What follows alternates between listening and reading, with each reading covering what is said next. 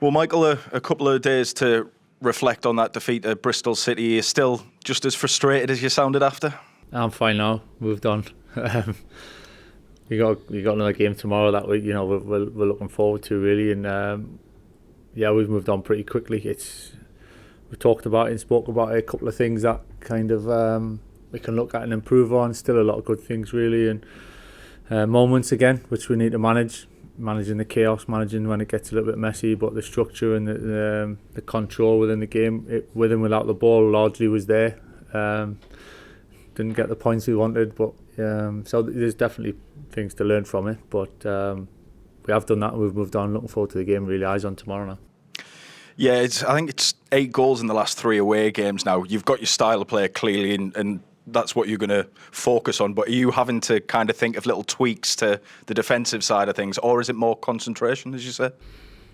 Yeah, I mean, it's a little bit isolated instances in some ways. It's not like we've been defending poorly or looked fragile as a team. I think the first pretty much they had one transition, and the other day, and the first time they got in our box was actually for the second goal for the penalty. You know, they scored in the first one was outside the box, and the next time pretty much got in our box was the third goal from the corner. So it's not like we're defending poorly as a team. It's of course we have to defend better, and these moments are really important.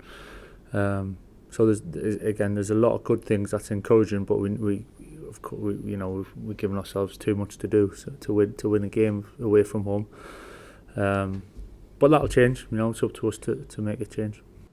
Some sad news since that defeat, of course, in the passing of Terry Venable, someone who's thought of really highly at this club for his time with Brian Robson and throughout football really as well. It's a really sad day. It's obviously a sad day for us when someone connected with a club suffers the sad news, and for football in general really. I remember watching Euro 96 as a fan, as a kid, and it was an incredible time to be a young boy supporting England. So, and he was a massive part of that. And he seemed to kind of generate that excitement back with the national team in occasions and tournaments like that, didn't he? Yeah, I mean, that's a big standout for me. Euro 96 was incredible. Probably the actual lead up to it wasn't maybe as positive, but the tournament itself was special, and the players they had, and obviously Terry as manager was special team. Back to your squad, and at the weekend Lucas Engel was forced off. Is there any prognosis on him yet and how he's doing? We're still waiting really.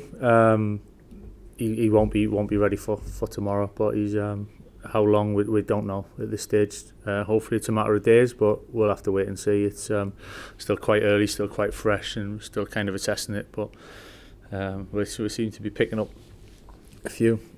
We have done. Sometimes it happens. It was a really unfortunate one. There was a nasty twist when you watch it back, so hopefully it wasn't too bad, and we'll have him back pretty soon. How do you deal with the kind of influx of injuries that you have at the minute? Because, as you say, it's tough and it seems pretty unfortunate time, and especially given the period of busy games you have coming up. Yeah, there's two sides to it. There's the disappointment of losing players. Everyone's here because we want them here to play a part. On the flip side of that, that's why we've got the squad and opportunities for others to play games and play well. That's not forgetting about the injured players at all, but it's the beauty of it is another game. We've got another team to pick. Someone else will play, and that's it. And for that side of things, we move on pretty quickly and work as hard as we can to get the boys who, unfortunately, at the minute aren't able to be involved, getting them back as soon as we can. A couple more names to throw at you that hopefully are a bit more short-term than some of the others. How are Riley McGree and Marcus Force doing?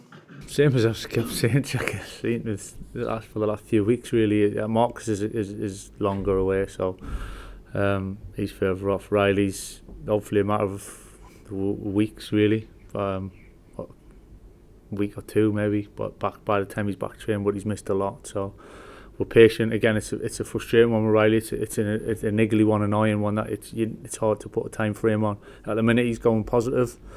I don't want to kind of get ahead of it and predict the time because of that, because it can be seen as a setback when actually it's not. It's just the foot problem that he's got is one of them problems. So that's not me trying to gloss over it or hide anything from you. It's just is what it is. So we're patient with it. We got to get the boys back and get them back as quick as we can. But actually, it's a long season and we need them back right.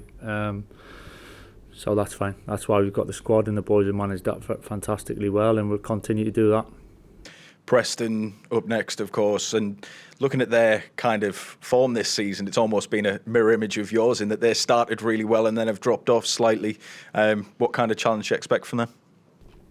Yeah, a good challenge, I think. Obviously watched them a lot, and they can cause you a lot of problems. They're very good in attack, put a lot of bodies forward, put a lot of bodies in the box, make you defend, ask questions if you're defending, so you've got to be solid defensively and really aggressive without the ball, and organised and well coached, and so yeah, it's going to be a good game. They're up there in and around it in the league, and they've had a good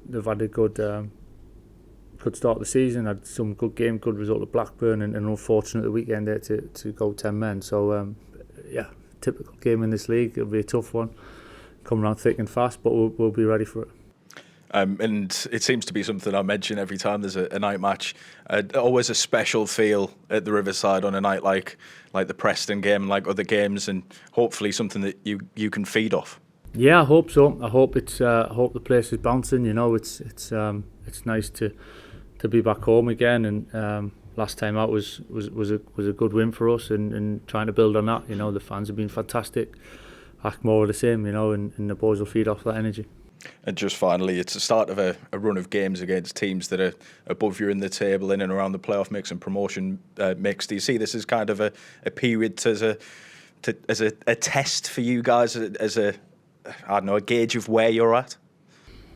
Not really. It's the next phase of games, and some really tough games. Yeah, some really good teams coming up. That is what it is, whatever phase, it's about what's next, what team can we put out, how can we best prepare, how can we manage the next period of games, and the freshness, the balance, and trying to get players back fit. It's about that. It's not really test or see where we're at in a certain stage. I think it's just, come on, let's take step by step, keep plugging away, and pick up as many points as we can. Good luck. Thanks. And obviously Josh came off the bench at the weekend, but he had been legal before, and was he all alright afterwards? Yeah, he come through okay.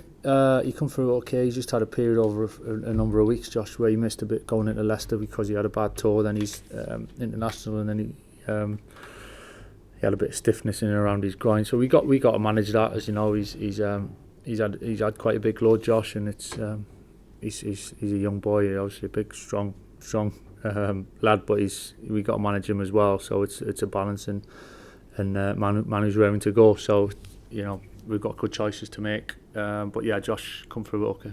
And Alex, if it's Alex who starts tomorrow, left back, if Luca's missing, I guess this is what you talk about, isn't it? When you talk about the squad and you tell them that the chance will come, they need to stay ready. This is the opportunity that he'll have been waiting for. Yeah, and in some ways it is the messages you give and why you have the squad. You never really want to have the issue of not having people fit, but it is natural. So it is. I don't know how you describe it in a way. There's the positive because there's opportunities for others, and for Alex, it's, for instance, came to the club, started, unfortunately got injured, trained so well, supported the boys, being incredibly. Kind of shows you why he was captain previously, and because he's got that attitude and character, and then patient, wait your time, and he's play games and he have opportunities like everybody else. So never nice to miss players, but of course it always throws up another chance and another game for someone else to play well. I know you talked about Venables. You mentioned you were 96. Will you have been 14, 15, 16 at that time? What are your memories of that tournament, that time as a whole, and what did you like about that team? Penalty shootouts was my main memory of that one. I remember, edge of the seat stuff at home on the chair, the sofa, and it was I remember the Spain game. I think it was Spain, Stuart Pearce, and obviously the Germany game, which in the end we should have and could have won if Gascoigne had put that one. Just didn't quite get in, but I just remember the buzz really, and excitement of that took over the whole place, as it generally does for a tournament. But the whole country was being on your doorstep and having that home support was incredible. So yeah, just sheer buzz and excitement and love of the game, which is exactly what it should be. And at that time, when you're like a young lad like that, was football your everything? I guess it always has been. But do you know what I mean? When you're that. Yeah, I was 14, 15 by then, and by that stage I was starting to take football a little bit serious or more serious, and had hopes and dreams, and you're watching it and thinking and imagining one day could it be me, and yeah, so it was one time that sticks out for me. Back to now, looking at the Championship, Norwich are the only team that have won the last 2 games in a row, that have won 2 games in a row. What does that say about the Championship, first of all? Yeah, it's a brutal league. It's a fantastic league. It's a challenging league. It's for that reason, it's consistency's key. If you can be consistent, it gives you a great chance. It's not easy to get that through games, as we've seen, and through game to game as well. And for whatever reason, on any given day, anyone can beat anybody. So that's the beauty of it, and that's the nature of. There's no easy games. There's no straightforward ones. Every game is a real test, and a physical test, a mental test, and obviously you got to be good with the ball. So why is that? I'm not sure. It's been like that, and it's been that for a lot longer than I've been involved in it. So you got to enjoy it and embrace the challenge. And you touched on it there, but I guess when you look at that, it shows that if you can string together a run of wins like you did a couple of months ago, a few weeks ago, then you're right there up in amongst it. Yeah, it's such an easy thing to say, string a few wins together or be consistent, and everyone's striving for that. So it's that's the biggest challenge, and I think for us personally, we know how good we can be, we know what we're capable of doing, and it's to have that and that belief and confidence to know that it's in there, and it gives you an awful lot and an awful lot of belief. So it's doing that, as I say, throughout the game, throughout the half, throughout the 90 minutes, and then putting it over a period of time. That's the magic, really, magic ingredient to success. And just last one, I know Matt, you talked about the run of games coming and the teams that are playing, they're obviously doing well. But I think you've played 5 of the top 9 and won 4 of them. I know this sounds ridiculously simplistic, but why have you done so well against what you deem to be the better teams? I don't know. To be fair, it's a good question. I hadn't really thought about that too much. I think, it's styles maybe styles, maybe not styles.